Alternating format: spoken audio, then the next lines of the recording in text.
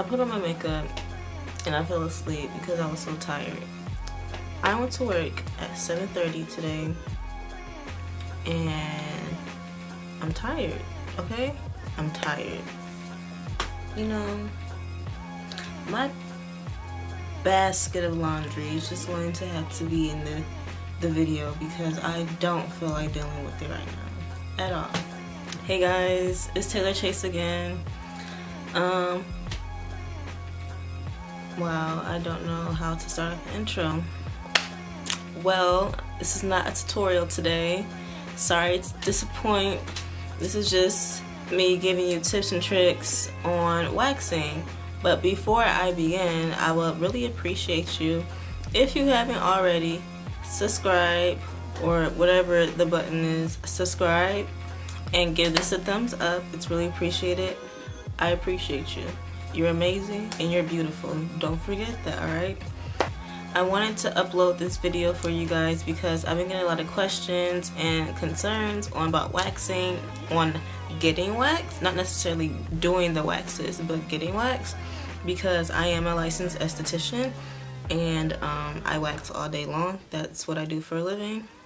All parts of the body, does not matter, I wax it. So I thought it would be nice for me to you know, go over my top tips and do's and don'ts on what not to do and what to do when you're preparing to get waxed and what to do after you get waxed, because it's really important. Your aftercare is just super important.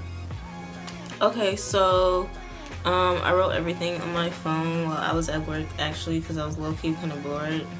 So I was like, let me just write all this down. So my first, actually, I'm gonna start off with all the do's, I guess, and then just do the do nots, and then whatever I have left. You'll get the message. Anyway, okay, so the first do grow your hair out. You want it at least the length of a grain of rice. If it's longer than a grain of rice, it is okay.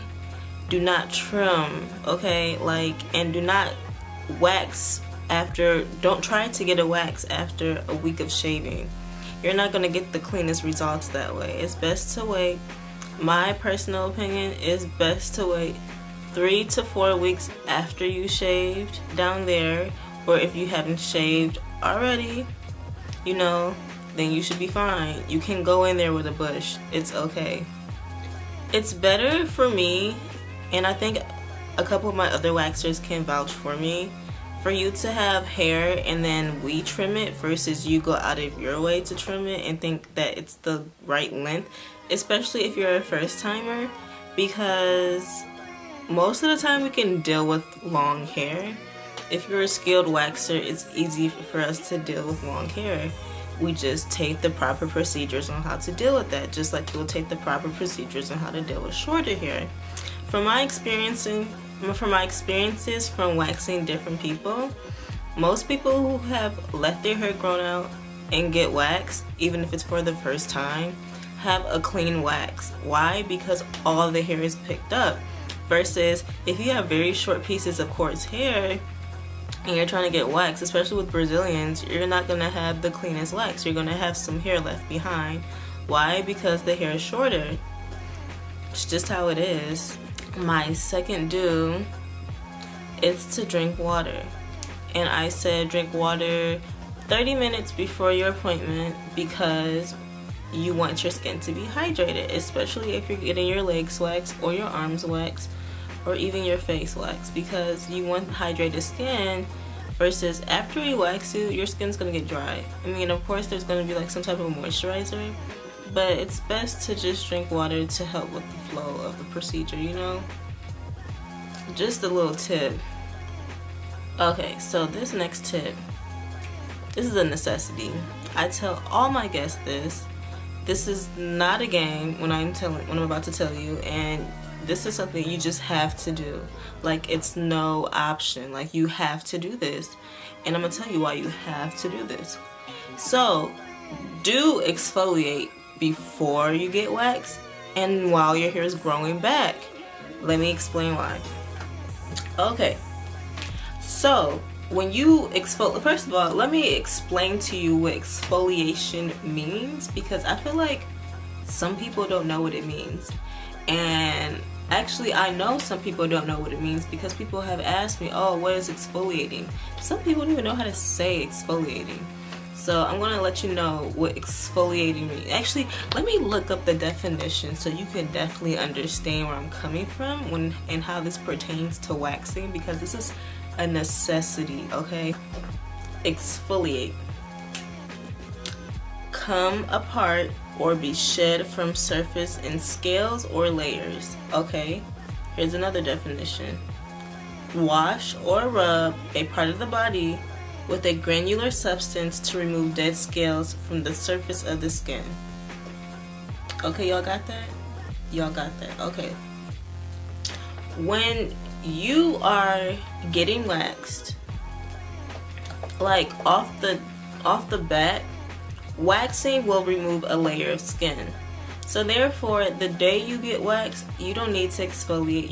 Your pores are already open. It's already out there. If you exfoliate the same day that you get waxed, your skin's going to get raw. No doubt about it.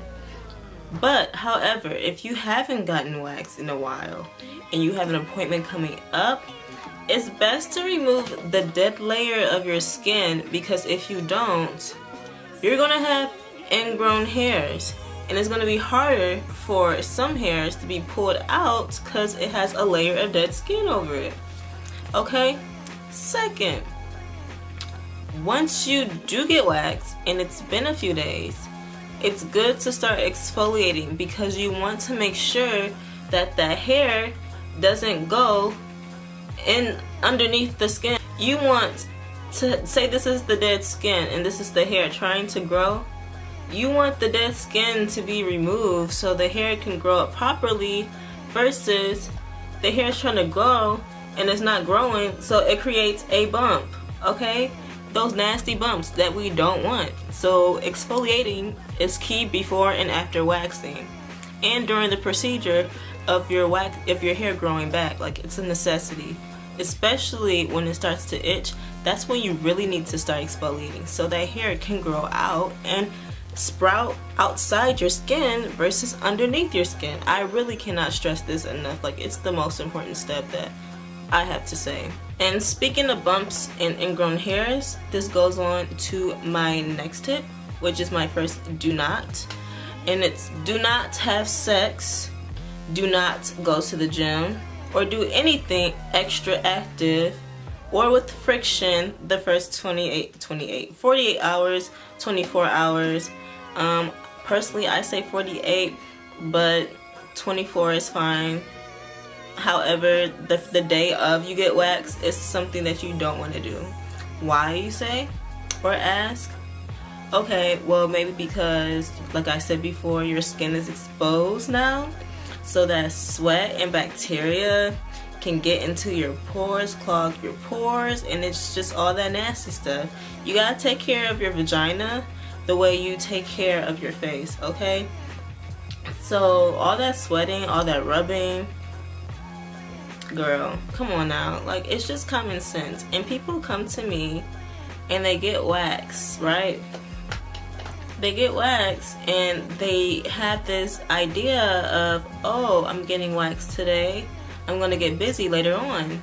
It's like, sweetie, choose an appointment. You can't choose both appointments. You gotta only choose one appointment per day. So therefore, if you want to be really like helpful for your vagina, I would say forego the sex, forego the exercise that day, unless you're doing it before your appointment. Only because you want to make sure you look pretty down there and not have bumps, because bumps is gross and it kind of defeats the purpose of the wax, because it's like you want to have it looking smooth and neat, but you could have it looking smooth but not necessarily neat, or have it looking neat not necessarily smooth, because you have all those bumps and ingrown hairs, and it's not cute, like, at all. So yeah. Alright, so this next one is very interesting. I mean, people do it, but there's pros and cons to this next little tip that I have, and it's my own personal tip. It's not something that it's a necessity or not to do, but it's something that I personally would not do. so don't get offended. Don't. Okay. So it's basically being on your period and getting a Brazilian. And my thing with that is, if it's like, if you're desperate, if you're going on vacation and you need to get this wax, I'd rather you come and get waxed than get shaved or use nair or trim, okay? I'd rather you come get waxed. However, if you got nothing to do within the next couple of days and you come in with no tampon or something, please don't do that to yourself, okay? Don't do that to me. Don't do that to you.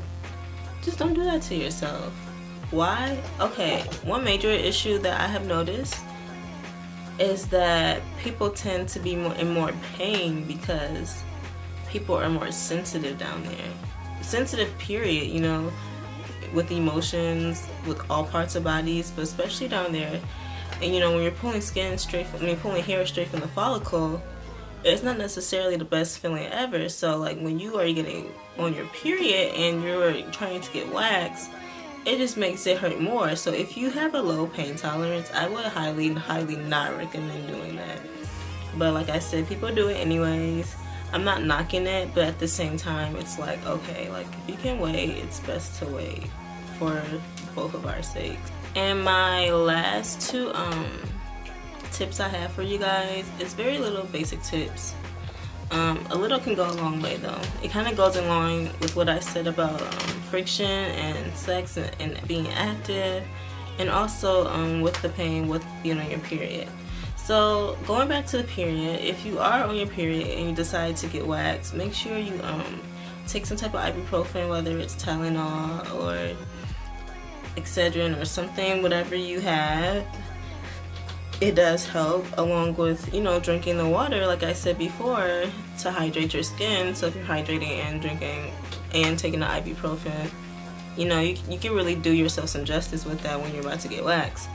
Along with loose clothing, whether it's like leggings or cotton panties, that's like a necessity too, because like I said before, friction, if you wear tight clothes, that can happen. Jeans is a no-no unless you have to go somewhere right after, but like these are things that I highly suggest to do.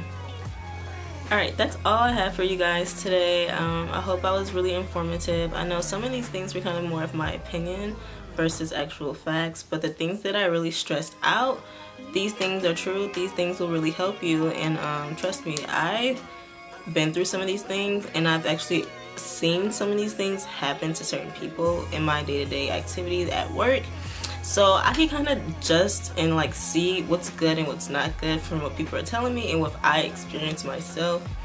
So I hope you guys enjoyed it. Like I said before, if you haven't already, subscribe. If you haven't already, liked, and check out my other video from last week. I'm trying to be more consistent, and I think I'm actually being consistent this time, so you guys should be proud of me.